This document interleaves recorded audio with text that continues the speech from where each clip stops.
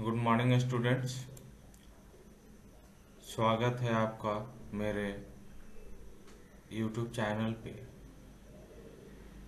The account master. अगर आप इस चैनल पे नए हैं तो चैनल को सब्सक्राइब कर लें और बेल आइकन को प्रेस कर लें ताकि मेरी नए वीडियो सबसे पहले आप तक पहुंचे। तो चलिए फिर स्टार्ट करते हैं आज का क्लास।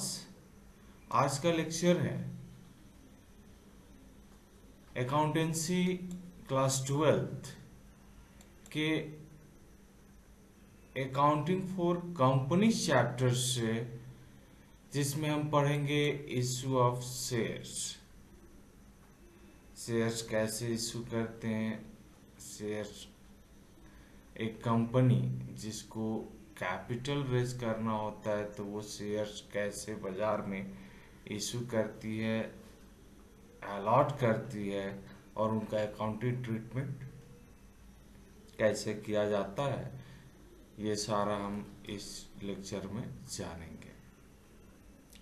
चलिए फिर स्टार्ट करते हैं आज का lecture. I hope students are ready with pen and paper. Okay, accounting for companies.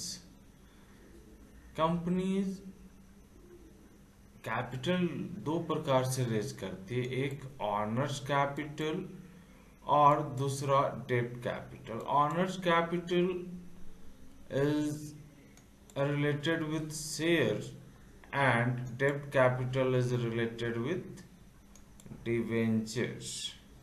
तो हम यहाँ इस चैप्टर में दो सब चैप्टर्स पढ़ेंगे, accounting for share capital and accounting for debenture. तो चलिए फिर देखते हैं accounting for share capital chapter में क्या क्या हम पढ़ेंगे। तो सबसे पहले शेयर कैपिटल क्या होता है, मीनिंग क्या होता है, टाइप्स क्या होता है, issue and allotment of share, share कैसे इशू किया जाता है, कैसे अलॉट किया जाता है। तो हम यहाँ पे तीन प्रकार से जानेंगे शेयर इशू कैसे होता है। तीन प्रकार से होता है, at par, at premium and at discount, इसके बारे में देखेंगे। उसके बाद शेयर्स का सब्सक्रिप्शन कैसे होता है। उसके बाद अगर हम सब्सक्रिप्शन करते हैं तो दो कंडीशन हो सकता है, over subscription, under subscription. Over subscription में ज़्यादा एप्लीकेशन आ जाना और अंडर सब्सक्रिप्शन में कम एप्लीकेशन आना। तो इन दोनों सिचुएशन में कैसे हम अकाउंटिंग ट्रीटमेंट करेंगे। कभी कभी ऐसा होता है कि कोई व्यक्ति कोई सब्सक्राइबर पैसा नहीं दे पाता है शेयर्स का, तो एरियर हो जाता है, कॉल्स इन एरियर। उसी तरह से कोई व्यक्ति एडवांस में पैसा दे देता है, कॉल्स इन एडवांस। इसके बाद कंपनी अपना शेयर्स अदर देन कैश भी इशू करती है। मीन्स कभी कंपनी को पैसा चाहिए, फंड चाहिए, तो वो पैसे के लिए शेयर इशू करती है। और कभी कोई एसेट्स चाहिए होता है तो वो एसेट्स के लिए भी शेयर इशू कर सकती है। जब कोई एप्लीकेंट अपने शेयर पे पूरा पैसा नहीं दे पाता है तो कंपनी उसके शेयर्स को फोरफिट कर लेती है, जब्त कर लेती है और उस फोरफिट किए गए शेयर्स को फिर से बाजार में बेच देती है। तो ये टॉपिक था अकाउंटिंग फॉर शेयर चैप्टर में। अकाउंटिंग फॉर डिवेंचर में हम सबसे पहले डिवेंचर का मीनिंग जानेंगे, टाइप्स जानेंगे, डिवेंचर कैसे इशू होता है उसके बारे में जानेंगे। यहाँ पे भी हम जानेंगे डिवेंचर तीन प्रकार से इशू होता है, at par, premium and discount. Debenture का भी इशू हम करते हैं अदर देन कैश। उसके बाद रिडेम्पशन हम करते हैं डिवेंचर का। डिवेंचर चूंकि रिडीमेबल सोर्स ऑफ फंड है तो इसको हम रिडीम करते हैं, वापस करते हैं after fix period of time.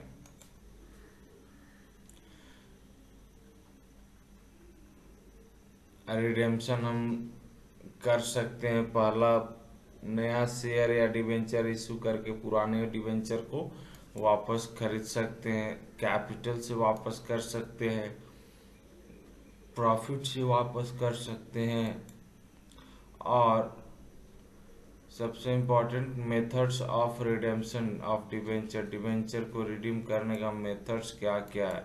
तो मेथड्स 4 मेथड्स है। पहला लमसम मेथड, दूसरा लॉटरी के थ्रू और ओपन मार्केट में खरीद सकते हैं, या डिवेंचर को शेयर में कन्वर्ट कर सकते हैं। तो this is the subject matter of the chapter accounting for companies.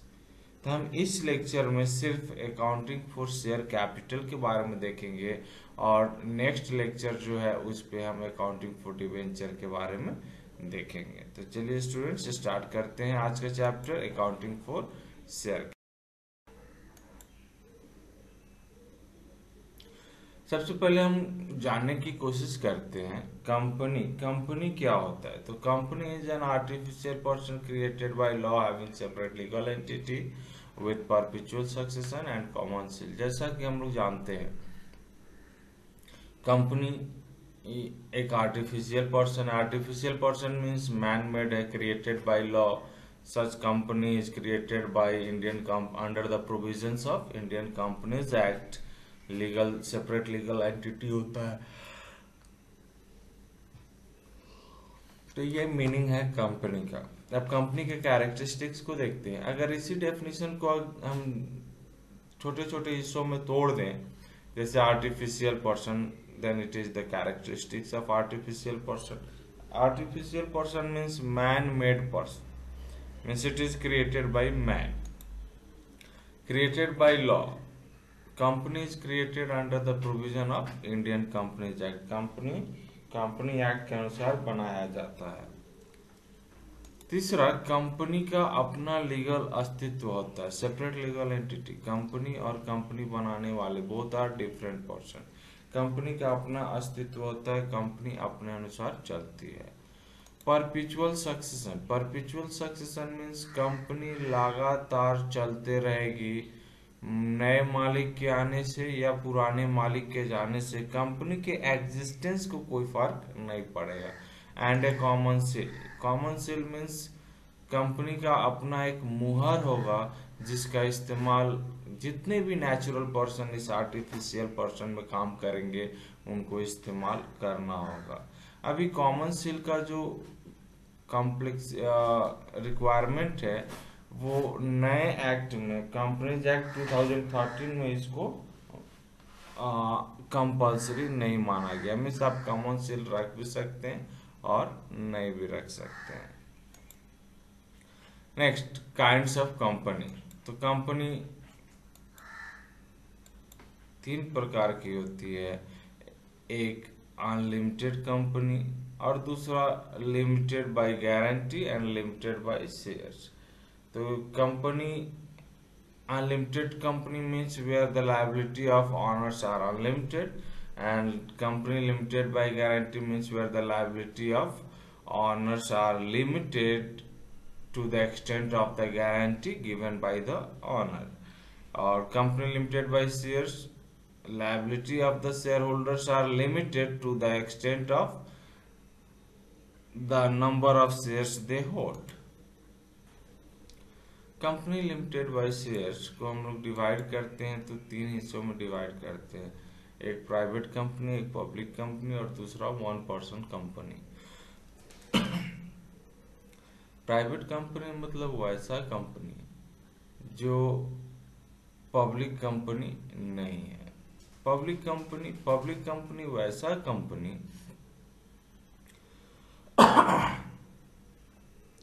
जिसको बाजार में शेयर्स बेचने का अधिकार है, जिसको डिबेंचर इश्यू करने का अधिकार है। पब्लिक कंपनी और प्राइवेट कंपनी में बहुत सारा डिफरेंसेस है जिसको हम आगे आप पढ़ेंगे कंपनी चैप्टर में। और इम्पॉर्टेंट है 1 person company. 1 person company means वैसा कंपनी जहां मालिक की संख्या 1 हो। अब चलते हैं शेयर। शेयर क्या होता है? तो share refers to that smallest part of share capital. Share capital का वह छोटा हिस्सा which are equally divided so that even the poorest person of the society may have it and become the member of economic development of a country. तो share हम वैसे part को बोलेंगे जो शेयर कैपिटल का हिस्सा है जो इक्वली डिवाइडेड है, और इसलिए इक्वली डिवाइड किया गया है कि गरीब से गरीब व्यक्ति भी इसको खरीद सके और economic development of the country का हिस्सा बन सके। चलिए फिर आगे बढ़ते हैं।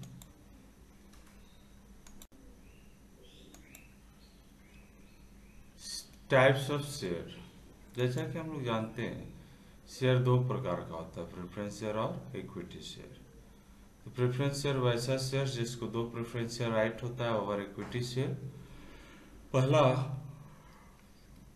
जब हम प्रॉफिट का बंटवारा कर रहे होंगे at that time dividend is paid to preference shareholders at fixed rate of interest before equity share. और दूसरा, जब कैपिटल का वापसी कर रहे होंगे तो capital amount is redeemed to preference share before equity share.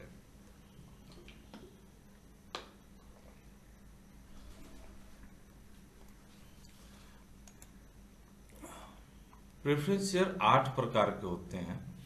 Cumulative preference share, non cumulative preference share. Cumulative preference share वैसा प्रेफरेंस शेयर जिसका डिविडेंड लॉस होने की स्थिति में भी दिया जाएगा, लेकिन जब प्रॉफिट होगा तब दिया जाएगा। तो इसका जो प्रॉफिट डिविडेंड होता है वो एक्यूमुलेट करता है, और नॉन क्यूमुलेटिव जिसमें एक्यूमुलेट नहीं करता है।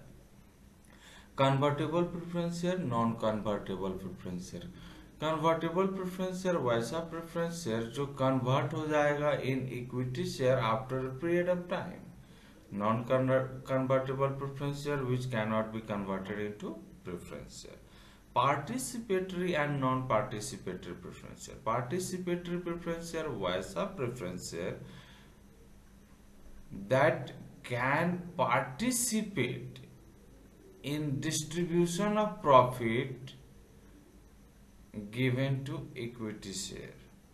पार्टिसिपेटरी प्रेफरेंस शेयर वैसा प्रेफरेंस शेयर है जो प्रॉफिट का बंटवारा करते हैं तो सबसे पहले प्रेफरेंस शेयर को देते हैं, तो eight the time of preference share dividend भी उसको हिस्सा मिलेगा, और जब हम इक्विटी शेयर को डिविडेंड बांट रहे होंगे at that time he also participate in the distribution of dividend along with equity share। or non-participatory preference share do not have such right।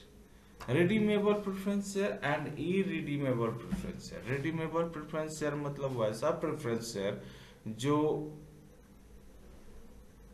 वापस हो सकता है। ऐसे हम लोग जानते हैं शेयर्स का पैसा cannot be redeemed within the lifetime of the company, but अगर redeemable preference share है तो एक फिक्स्ड पीरियड के बाद उसका पैसा कैपिटल वापस किया जा सकता है। And in the case of irredeemable preference share no such rights available. Next दूसरा टाइप्स ऑफ शेयर्स है इक्विटी शेयर्स। इसको हम लोग ऑर्डिनरी शेयर्स भी बोलते हैं। It refers to that part of share which do not have preferential right. ऐसे shares को प्रेफरेंशियल राइट नहीं होता है, और डिविडेंड प्रेफरेंस शेयर को देने के बाद दिया जाता है, और कैपिटल वापसी भी प्रेफरेंस शेयर के कैपिटल वापस करने के बाद किया जाता है।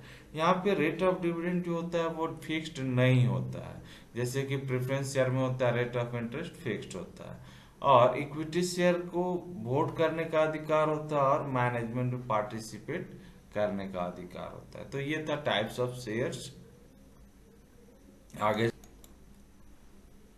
Share capital. एक चीज आपको रिमेम्बर करना होगा, हम जब सोल प्रोप्राइटर पढ़ रहे थे तो मालिक के द्वारा लगाए गए पैसे को या बिजनेस में लॉन्ग टर्म इन्वेस्टमेंट को कैपिटल बोलते थे। वही पैसा अगर पार्टनरशिप में लगाया जाता तो हम बोलते पार्टनर्स कैपिटल। वही पैसा अगर एनपीओ में लगाया जाता तो हम बोलते कैपिटल फंड, और वही पैसा एक कंपनी में लगाया गया है तो हम यहाँ पे उसको बोलेंगे शेयर कैपिटल। तो आप देखेंगे लॉन्ग टर्म इन्वेस्टमेंट का अलग अलग नाम है according to the nature of business. Sole proprietor है तो कैपिटल, पार्टनरशिप है तो पार्टनर्स कैपिटल, कंपनी है तो शेयर कैपिटल, और एनपीओ है तो कैपिटल फंड। तो जानते हैं कैपिटल शेयर कैपिटल क्या होता है। The share capital is the amount collected by the company by issue shares. Share issue करके जो पैसा लाया गया कंपनी के द्वारा, that is known as share capital. According to Section 43 of Companies Act 2013, the share capital of a company is limited by shares may be of two types such as equity share and preference share.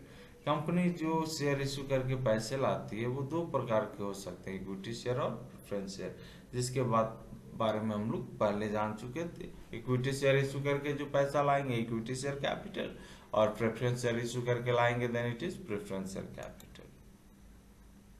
Types of share capital. Share capital कितने प्रकार के होते हैं? तो पहला nominal, registered या authorised share capital. वैसा capital जो मेमोरेंडम ऑफ एसोसिएशन के कैपिटल क्लॉज में लिखा गया हो, then that is known as authorised share capital. Issued capital. Authorised capital का वह हिस्सा जो बाजार में इशू किया जाता है for subscription. Subscribed capital. Issue capital का वह हिस्सा which is for the time being subscribed by the member of the company. Issued capital का वह हिस्सा जो मेंबर या जो एप्लीकेंट्स के द्वारा खरीदा जाता है. Called up capital. Subscribed capital का वह हिस्सा जिस पे पेमेंट मांगा गया है. और paid up capital. Called up capital का वह हिस्सा जिस पे कंपनी एक्चुअल में पैसा रिसीव किए from the share holders. Uncalled capital. वैसा सब्सक्राइब्ड कैपिटल जिस पे अभी तक पैसा नहीं मांगा गया है. Reserve capital. वैसा कैपिटल जिस पे अभी तक पैसा नहीं मांगा गया है, उसका वह हिस्सा जो कंपनी के लाइफ टाइम में नहीं मांगा जाएगा. It can only be called up at the time of winding up of the company. जब कंपनी बंद हो रहा होगा तब इसको मांगा जाएगा. Unissued capital.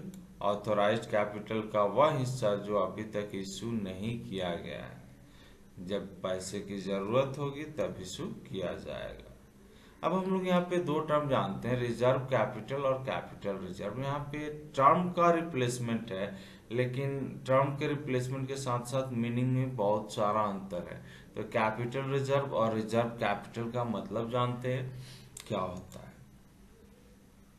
Capital reserve is created out of capital profit. Capital reserve जो होता है वो कैपिटल प्रॉफिट से बनाया जाता है. कैपिटल प्रॉफिट मतलब जैसे profit on revaluation of fixed assets. Fixed assets का रिवैल्यूएशन करने से जो प्रॉफिट हुआ, फिक्स्ड एसेट्स बेचने से जो प्रॉफिट हुआ, शेयर डिवेंचर इश्यू करने में जो प्रीमियम मिला, डिवेंचर वापस करने पे जो प्रीमियम मिला, बिजनेस खरीदने से जो प्रॉफिट हुआ, बिजनेस बनाने से जो पहले प्रॉफिट हो गया, या री इश्यू करेंगे फॉरफिटेड शेयर का तो उससे जो प्रॉफिट हुआ, तो all that profit is known as capital profit, और इससे हम कैपिटल रिजर्व बनाते हैं. नॉर्मल प्रॉफिट से कैपिटल रिजर्व नहीं बनता है. ठीक है. क्योंकि ये नॉर्मल प्रॉफिट से कैपिटल रिजर्व नहीं बनाया गया, इसीलिए इस प्रॉफिट का बंटवारा शेयर होल्डर्स को डिविडेंड देने में नहीं किया जाएगा. ठीक है. कैपिटल रिजर्व को हम लायबिलिटी साइड में दिखाएंगे बैलेंस शीट में under the heading of reserve and surplus. अब देखते हैं रिजर्व कैपिटल. तो रिजर्व कैपिटल ऑथोराइज्ड कैपिटल का वह हिस्सा जो अनकॉल्ड है, और अनकॉल्ड का वह हिस्सा जो कंपनी के लाइफ टाइम में नहीं मांगा जाएगा, then that capital is known as reserve capital. ये कब ऐसा कैपिटल सिर्फ कंपनी के बंद होने समय, वाइंडिंग अप होने के समय मांगा जाता है, और ये कैपिटल का पोर्शन होता है, इसीलिए इसको हम बैलेंस शीट में नहीं दिखाते हैं.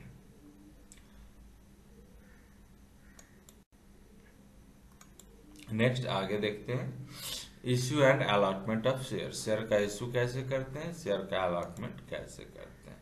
तो share can be issued in the following manner. सबसे पहले कि इश्यू आप शेयर कैश के लिए शेयर इशू कर सकते हैं, जिसमें प्राइवेट प्लेसमेंट करते हैं और पब्लिक सब्सक्रिप्शन भी करते हैं। और दूसरा issue of shares for consideration other than cash, cash के अलावा भी हम कोई गुड्स एसेट्स खरीदने के लिए भी शेयर का इशू कर सकते हैं। तो चलिए first topic issue of share for cash में प्राइवेट प्लेसमेंट देखते हैं। Private placement means company privately अपने प्रोमोटर शेयर होल्डर्स को शेयर इशू कर देती है, दैट इज प्राइवेट प्लेसमेंट। ये शेयर मार्केट में सब्सक्राइब नहीं होता है, इसीलिए इसको यहाँ पे हम प्रोस्पेक्टस के बदले में स्टेटमेंट इन लाइफ प्रोस्पेक्टस जारी करते हैं। और ऐसे प्राइवेट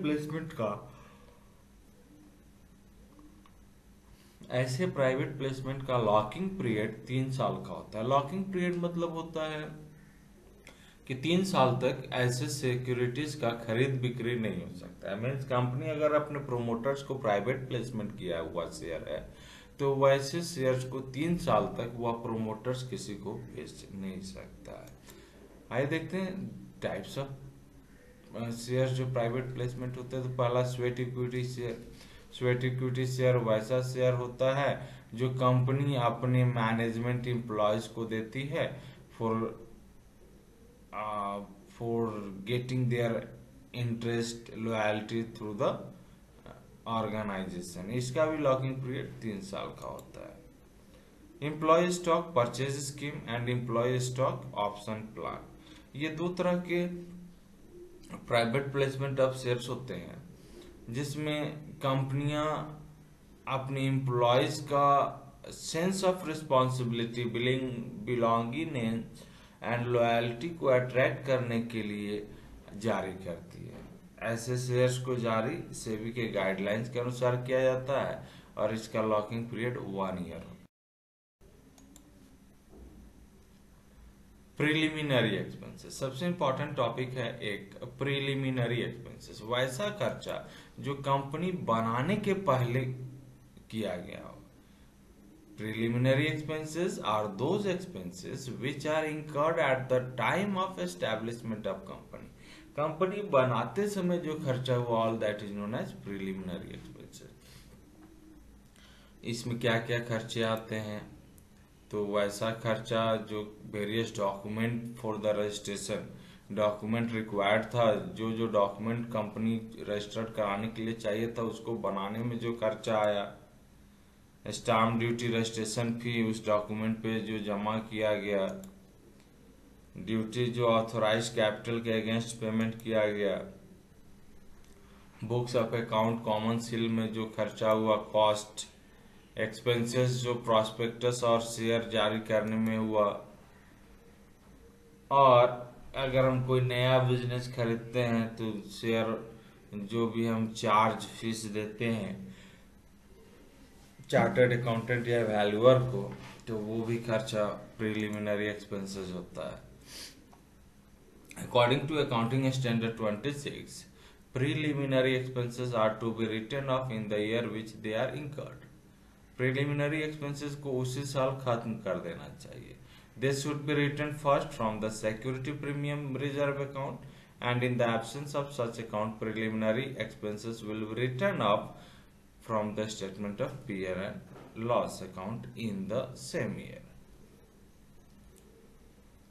Means जो प्रिलिमिनरी एक्सपेंसेस है उसको उसी साल खत्म कर दिया जाएगा। सबसे पहले इसको हम सिक्योरिटी प्रीमियम रिजर्व अकाउंट से खत्म करेंगे। अगर सिक्योरिटी प्रीमियम रिजर्व अकाउंट में बैलेंस नहीं है तो हम प्रॉफिट एंड लॉस अकाउंट से उसको उसी साल समाप्त कर देंगे। लेकिन ऐसा हो सकता है कि प्रॉफिट भी कम है, तो इन दैट केस अगले 2-3 सालों तक इसको डेफर किया जा सकता है और अगले 2-3 सालों तक इसको खत्म कर सकते हैं। प्रिलिमिनरी एक्सपेंसेस को हम रिजर्व एंड सरप्लस हेडिंग में नेगेटिव फिगर में दिखाते हैं इन बैलेंस शीट। ओके, चलते हैं आगे। पब्लिक सब्सक्रिप्शन हम कैसे करते हैं? तो पब्लिक सब्सक्रिप्शन करने के लिए सबसे पहले हमको प्रॉस्पेक्टस जारी करना होता है। प्रॉस्पेक्टस के आधार पे इंटरेस्टेड पर्सन वो ऑर्गेनाइजेशन के बारे में जानते हैं और वहां से वो सिक्योरिटीज के लिए एप्लीकेशन देते हैं। तो सबसे पहले हम प्रॉस्पेक्टस जारी करते हैं। फिर जो इंटरेस्टेड पर्सन होते हैं वो उनसे हम एप्लीकेशन रिसीव करते हैं। एप्लीकेशन मनी जो होगा वो 25% से कम नहीं होना चाहिए, और कोई भी व्यक्ति 200 शेयर से कम का एप्लीकेशन नहीं कर सकता है। अलॉटमेंट अलॉटमेंट करने से पहले सबसे पहले हमको देखना होगा कि क्या मेरा मिनिमम सब्सक्रिप्शन ऑफ शेयर्स हुआ है या नहीं हुआ। मिनिमम सब्सक्रिप्शन 90 दिन का होना चाहिए। जब हम शेयर इशू किए, यानी इशू ऑफ प्रॉस्पेक्टस के 30 दिनों के अंदर 90% शेयर लोगों के द्वारा नहीं खरीदे गए हैं, तो in that case company allotment नहीं कर सकती है, और 15 दिनों के अंदर जितने भी एप्लीकेशंस आए हैं उनको वापस करना होगा। अदरवाइज कंपनी को 15% पर एनम पे करना होगा on the amount received on application.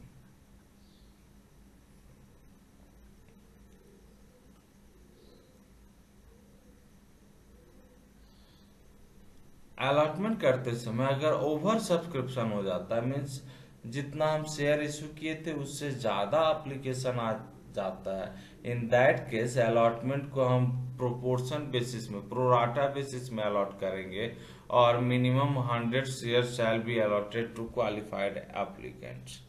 और जिनको हम अलॉट नहीं करते हैं उनको लेटर ऑफ रिग्रेट कंपनी भेज कंपनी एक लेटर एप्लीकेंट्स को देती है with letter of regret, sorry the company is not able to allot you a share of the company। चौथा स्टेप है कॉल। कंपनी को जब जब पैसे की जरूरत होती है तो अलोंग एप्लीकेशन और अलॉटमेंट का कंपनी को पैसा मिल चुका होता है, फिर बाकी जो डिमांड होते हैं पैसे का वो 1 या 2 इंस्टॉलमेंट में कंपनी करती है, and this instalment is known as calls.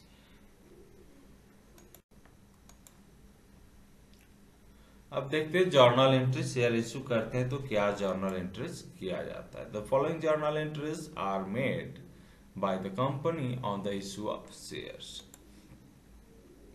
तो सबसे पहला शेयर एप्लीकेशन। शेयर एप्लीकेशन में पैसा मिलने की entry on receiving of share application money, bank account debit to share application account. Company को पैसा मिलता है तो बैंक को डेबिट करते हैं। किस रूप में पैसा मिल रहा है, तो एप्लीकेशन का पैसा मिल रहा है। दूसरा एंट्री, एप्लीकेशन मनी को कैपिटल में ट्रांसफर कर रहे हैं, तो share application to share capital, application money transfer to share capital account. Second one, share allotment entry for due of allotment money due है, उसके लिए हम एंट्री कर रहे हैं। मीन्स पैसा मांगने की entry share allotment to share capital account, और पैसा मिलने का entry bank account debit to share allotment account. तो ये अलॉटमेंट का था हम मांग। फिर शेयर फर्स्ट कॉल का पैसा मांगेंगे। शेयर फर्स्ट कॉल का पैसा ड्यू एंट्री, मांगने का entry share first call to share capital account, और मिलने का entry bank account debit to share first call account. Similarly share second या फाइनल कॉल में भी ड्यू एंट्री का पैसा मांगेंगे, ड्यू एंट्री पास करेंगे, और फिर पैसा मिलने की एंट्री पास करेंगे। तो ये 8 जर्नल एंट्री है जो आपको इस चैप्टर में अलग अलग टॉपिक के अनुसार सॉल्व करनी है। तो ये 8 जर्नल एंट्री आप याद कर लेंगे। एक बार फिर से हम लोग देखते हैं। कंपनी शेयर इशू करती है तो 4 बार पैसे लेती है। एक eight the time of application, दूसरा एप्लीकेशन में पैसा मिलता है और पैसे को कैपिटल में ट्रांसफर करते हैं, और इन the case of allotment first call and final call company पहले पैसा मांगती है और फिर पैसा मिलता है। ठीक है। Condition for issue of share. Share issue करेंगे तो शेयर 3 प्रकार से इश्यू हो सकता है। Issued at par, issued at premium, issued at discount. Par means जब 10 रुपये का शेयर 10 में ही इश्यू किया जाए। When shares are issued at price equal to the face value, 10 रुपया फेस वैल्यू है और 10 रुपया में ही इश्यू कर रहे हैं, then it is known as share issued at par. Journal entry same होगा। Due entry share allotment to share capital account, और पेमेंट या receipt entry bank account to share allotment account. The journal entry for the issue of share at premium is similar to the entries mentioned earlier. There will be no changes in the journal entry. Issued at par में कोई changes नहीं है. Issued at issue of shares at premium. Premium means when shares are issued at a price above to the face value. 10 का share है और 11 में हम issue करते हैं, then this is known as issue of shares at premium.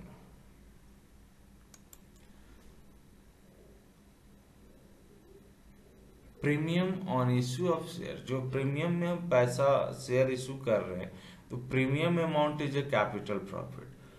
Therefore capital profit के लिए हम अलग अकाउंट बनाते हैं, known as security premium account या सिक्योरिटी प्रीमियम रिजर्व अकाउंट. कोई भी दोनों में से कोई एक अकाउंट बना सकते हैं, both are same.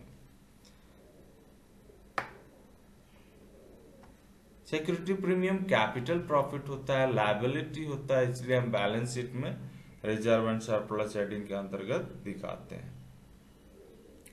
Security premium को हम प्रिलिमिनरी एक्सपेंसेस राइट ऑफ करने के लिए यूज कर सकते हैं, या अगर कोई expenses commission discount issue of shares और डिवेंचर्स पे दे रहे हैं तो उस पे भी हम इस्तेमाल कर सकते हैं. जर्नल एंट्रीज देखते हैं. ड्यू एंट्री, तो ड्यू एंट्री में ही हम अलॉटमेंट का रिकॉर्डिंग करते हैं. Share allotment to share capital security premium account. Capital profit है इसलिए इसको क्रेडिट किया गया. ड्यू एंट्री किए और फिर on receipt of share allotment money bank to share allotment. तो जर्नल एंट्री में देखा जाए तो सिर्फ एक चेंजेस किया गया कि हम क्रेडिट में सिक्योरिटी प्रीमियम अकाउंट ओपन कर दिए. If there is no information regarding when security premium is receivable, it is assumed that security premium is due along with allotment money. Allotment money के साथ ये ड्यू है ऐसा मान लिया जाएगा. Next third one, issue of shares at discount. जब face value से बिलो अगर शेयर को इशू किया जाए then it is known as issue of shares at discount. 10 का शेयर 9 में इशू करना. कंपनी को डिस्काउंट में शेयर इशू करने का राइट नहीं है, but company can issue shares at discount only in the case of sweat equity share. Okay, journal entry. Discount is the loss for the company, therefore it is debited. So share allotment to share allotment account debit, discount on issue of share account debit to share capital account. और payment मिलने का entry same होगा. Note है, discount on issue of share account को हम बंद कर देंगे by transferring it to statement of P L account. P L account में डेबिट कर देंगे तो ये discount on issue of share account जो है वो क्लोज हो जाएगा. Next, subscription of shares. Shares का सब्सक्रिप्शन करेंगे तो दो कंडीशन हो सकता है, एक अंडर सब्सक्रिप्शन और एक over subscription. Under subscription means when the number of shares applied by the public is less than the number of share offered. Company जितना शेयर बाजार में इशू की और उससे कम अगर लोगों ने एप्लीकेशन भेजा then it is under subscription. इसका अपोजिट देखें तो ओवर सब्सक्रिप्शन, यानी कि कंपनी जितना शेयर बाजार में बेचने के लिए इशू की, जारी की, और उससे ज्यादा एप्लीकेशन अगर बिजनेस ऑर्गेनाइजेशन को मिलता है then it is known as over subscription. Over subscription होने की स्थिति में कंपनी एक्सेस एप्लीकेंट्स का पैसा वापस कर सकती है या एक्सेस एप्लीकेंट्स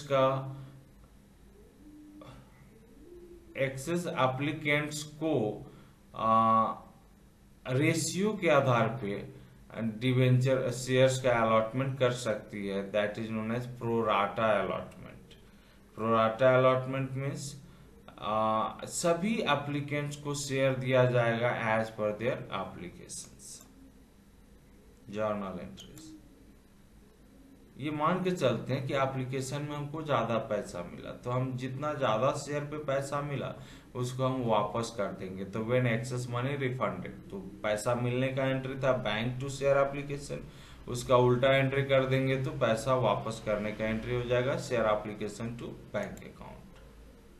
और अगर हम पैसा वापस नहीं करते हैं, एडजस्ट कर लेते हैं, तो एप्लीकेशन का पैसा अलॉटमेंट में एडजस्ट कर लिए तो share application to share allotment account. अगर क्वेश्चन में कुछ नहीं दिया गया है कि सरप्लस एप्लीकेशन मनी जो है उसका क्या करना है, तो हम क्या करेंगे, एक्सेस मनी को अलॉटमेंट और फर्दर कॉल्स में एडजस्ट कर लेंगे, और अगर कुछ बच जाता है तो उसको रिफंड कर देंगे।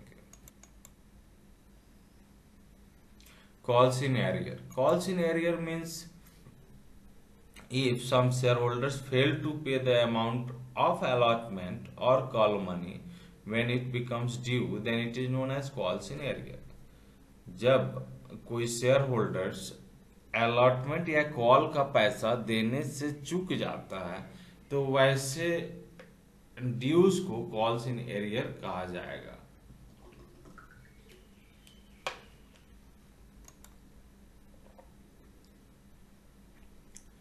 तो कॉल्स इन एरियर होने की स्थिति में दो चीज हम कर सकते हैं, calls in arrear account open कर सकते हैं या calls in arrear account open नहीं कर सकते। अगर calls in arrear account open करते हैं तो कॉल्स इन एरियर अकाउंट को डेबिट कर दिया जाएगा। जर्नल एंट्री देखते हैं, जैसे हम अलॉटमेंट का पैसा ड्यू एंट्री मांगे, ड्यू एंट्री पास किए, share allotment to share capital, पैसा मिलना चाहिए तो bank account debit to share allotment होता, पूरा पैसा मिलता। तो लेकिन किसी ने पैसा नहीं दिया तो calls in arrear account debit कर दिए। तो यहाँ पे हम क्या किए, calls in arrear account open किए। ठीक है,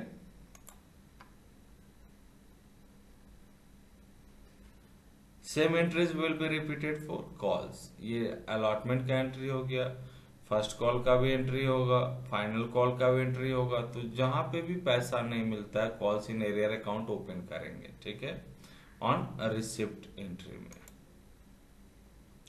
अब दूसरा ऑप्शन है कि हम कॉल्स इन एरियर ओपन नहीं करें, तो कॉल्स इन एरियर ओपन नहीं करेंगे तो हमको अलग से कोई एंट्री पास करने की जरूरत नहीं है। कॉल्स इन एरियर नोट है, whether calls in arrear account is open और not, the amount of calls in arrear is deducted from subscribed but not fully paid capital on equity and liability side of the balance sheet. This account is closed when the amount of arrear is received by crediting calls in arrear account or such shares are forfeited. तो calls in arrear account को बंद कर देंगे जब पैसा मिल जाएगा या उस तरह का शेयर को फॉरफिट कर लिया जाएगा।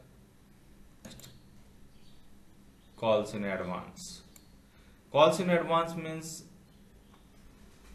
if some shareholders pay a part or full of the amount not yet called upon their shares, पैसा मांगा नहीं गया और एप्लीकेंट्स ने पूरा पैसा दे दिया या कुछ पैसा एडवांस में दे दिया, then this amount of future call is known as calls in advance।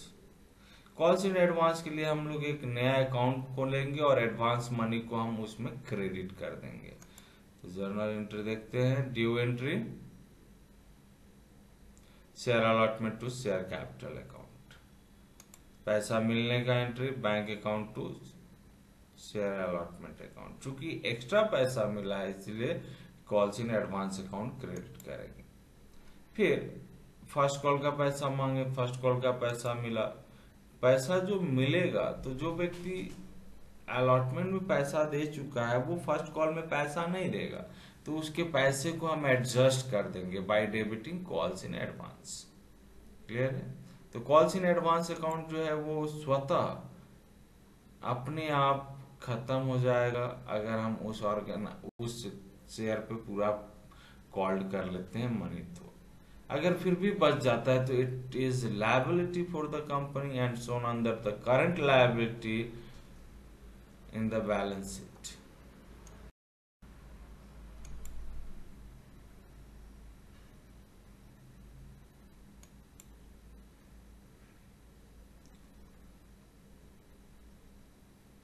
Company का जो पैसा है कंपनी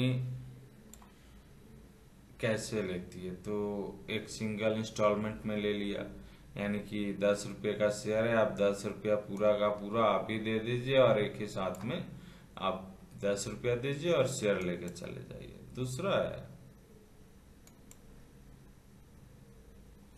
तो वन टाइम में पेमेंट करेंगे, तो एट दैट टाइम हम जर्नल एंट्री क्या करेंगे, तो bank account to share application account, share application and allotment to share capital account. Clear. और इंस्टॉलमेंट में होगा डिफरेंट स्टेजेस में, तो डिफरेंट स्टेजेस क्या हो सकता है, तो share application, share allotment, share first call, share final call, 4 बार में पैसा मांग सकते हैं। तो जर्नल एंट्री देखा जाए तो पैसा मिलने का entry bank account to share application allotment first call and final call, और ड्यू एंट्री पैसा मांगने या ट्रांसफर करने का entry share application allotment first call second call account debit to share capital account. तो ये एंट्रीज हम लोग पास करते हैं at the time of instalment of issue price of share.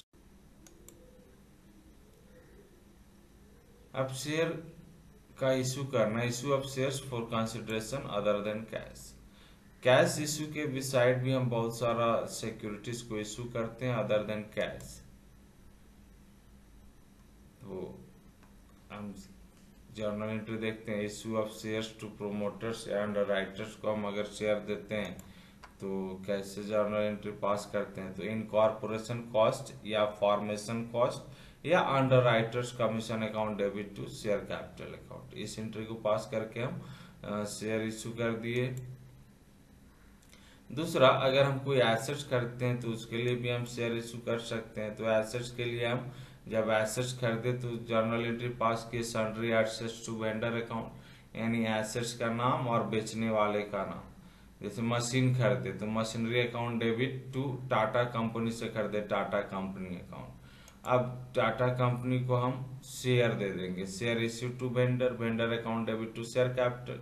Tata से हम मशीन खरीदे तो Tata company account debit to share capital account. Tata company को हम अपने कंपनी का शेयर के बदले में मशीन खरीदे। ठीक है। कभी कभी हम बिजनेस खरीदते हैं, बिजनेस जैसे टाटा ने जगुआर को खरीदा, तो इन दैट केस हम क्या करते हैं कि पैसा के बदले में शेयर्स ही दे देते हैं। तो सबसे पहले हम एसेट्स एंड लायबिलिटीज को इनकॉर्पोरेट करते हैं, कितना एसेट्स है कितना लायबिलिटीज है, और जितना एसेट्स और लायबिलिटीज हम के बाद हमको जितना वेंडर्स को पैसा देना होता है उस पैसे के लिए हम क्या करते हैं, शेयर इशू करते हैं। अगर प्रीमियम में करते हैं तो प्रीमियम टू प्रीमियम अकाउंट लिखते हैं, नहीं करते हैं तो नहीं एंट्री करते हैं। तो ये होगा issue of share other than cash. Forfeiture of share. Forfeiture of share. If any shareholders fail to pay the amount of allotment, first call, second call within the specified period, the director may cancel his share. This process is known as forfeiture of shares. यानी अगर कोई share holder से allotment first call second call का पैसा देने से चूक जाता है, वैसे कंडीशन में डायरेक्टर्स उसके शेयर को कैंसिल कर देते हैं, और this process is known as forfeiture of shares.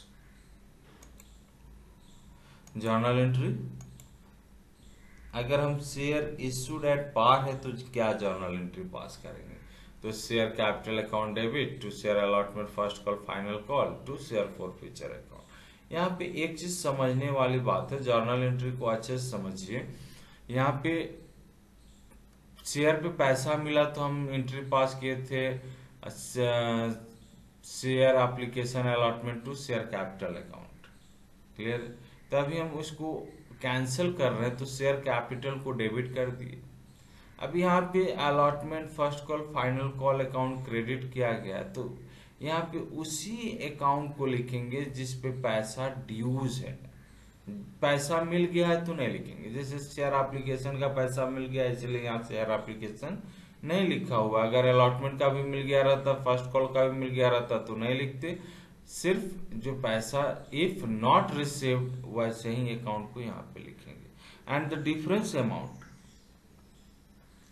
को हम लोग लिखेंगे शेयर फॉर फ्यूचर में। शेयर फॉर फ्यूचर जैसे फॉर एग्जांपल 10 रुपए का शेयर है, एप्लीकेशन में 3 रुपया दिया, अलॉटमेंट में 2 रुपया नहीं दिया, फर्स्ट कॉल का 3 रुपया नहीं दिया, फाइनल कॉल का 2 रुपया नहीं दिया, तो टोटल 10 रुपया मांगे तो 10 गुने 1 10 रुपया शेयर कैपिटल डेबिट करेंगे। अलॉटमेंट का 2 रुपया नहीं दिया, फर्स्ट कॉल 3 रुपया और फाइनल कॉल 2 रुपया नहीं दिया, तो 3 2 5 3 8 3 2 5 और अलॉटमेंट का 2 रुपया 7 रुपया हमको नहीं मिला और एप्लीकेशन का 3 रुपया मिला हुआ था तो उसको फॉरफिट कर लेंगे। तो ये हो गया in the case of issue of share at par. अगर कॉल्स इन एरियर मेंटेन किया गया है तो हम जो पैसा नहीं मिला है यानी allotment first call final call के बदले में डायरेक्ट कॉल्स इन एरियर भी लिख सकते हैं। अब शेयर अगर इशूड एट प्रीमियम है तो सेम एंट्री होगा, सिर्फ हम सिक्योरिटी प्रीमियम अकाउंट डेबिट उसी एंट्री में ऐड कर देंगे। अगर सिक्योरिटी प्रीमियम का पैसा नहीं मिला है तो लिखेंगे, मिला है तो नहीं लिखना, बाकी सेम है। If calls in arrear is maintained, calls in arrear is credited instead of share application, share allotment, first call and second call। तो एंट्री सेम है, सिर्फ सिक्योरिटी प्रीमियम को डेबिट कर।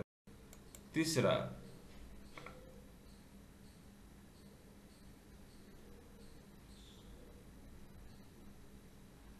री issue of forfeited share. Forfeited share को री issue कैसे करेंगे? तो शेयर जो फॉरफिट किया गया उसको पार प्रीमियम डिस्काउंट तीनों में री इश्यू किया जा सकता है। और डिस्काउंट का जहां तक स्थिति है तो डिस्काउंट ज्यादा नहीं कर, discount can not exceed the amount previously received on this share. इस शेयर पे जितना पैसा पहले मिला है उससे ज्यादा हम डिस्काउंट नहीं दे सकते हैं। जर्नल एंट्री देखते हैं। सबसे पहला कि अगर forfeited share issue at par है तो bank account to share capital account issue कर दिए। अगर एट प्रीमियम है तो bank account debit share capital to premium account, और अगर डिस्काउंट में है तो bank account debit share forfeiture account debit to capital account.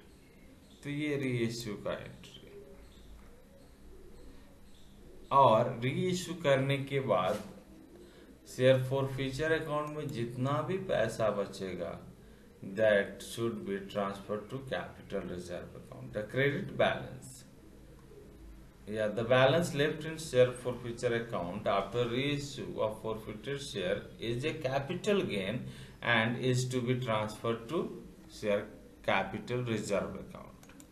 तो कैपिटल रिजर्व में ट्रांसफर करने का entry share forfeiture to capital reserve account. एक चीज ध्यान रखेंगे, शेयर फॉरफिचर अकाउंट का बैलेंस अमाउंट कैपिटल रिजर्व में ट्रांसफर करते हैं वो तभी होगा जब उस पे सारे शेयर्स रिडीम हो चुके हैं, वापस री इश्यू हो चुके हैं।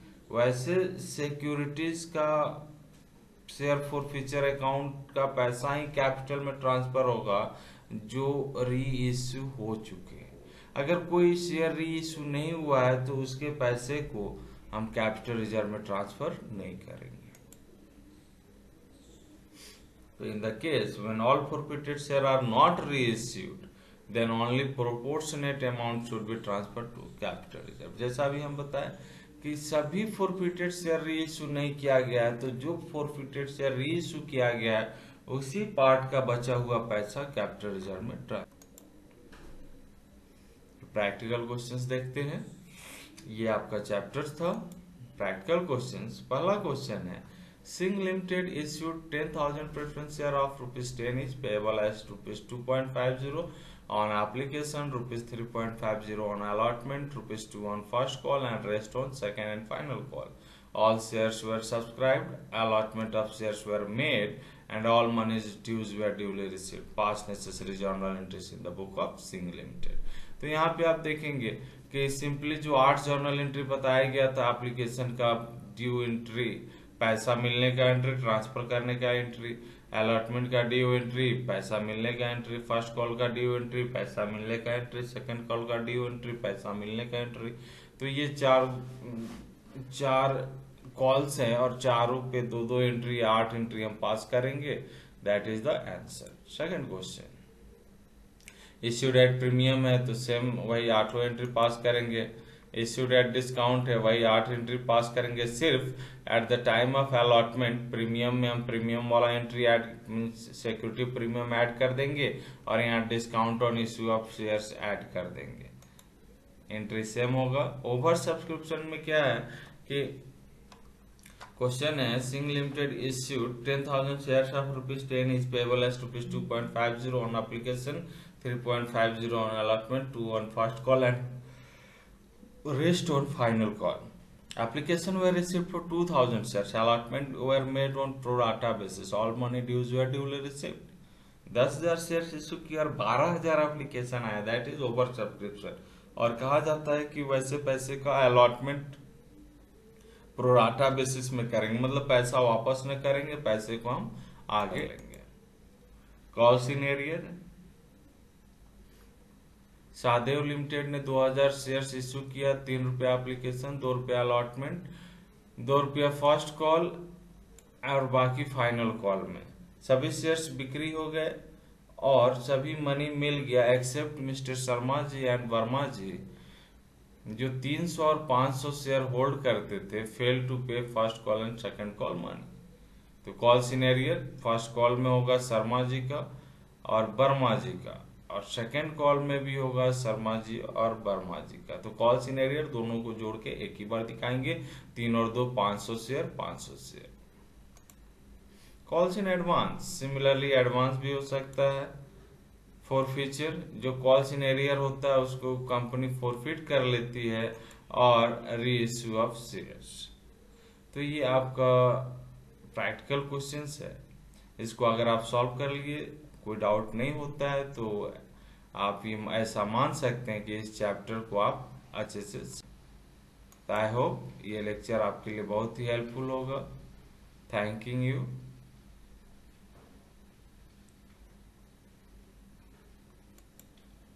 Have a good day. Be happy and make someone happy.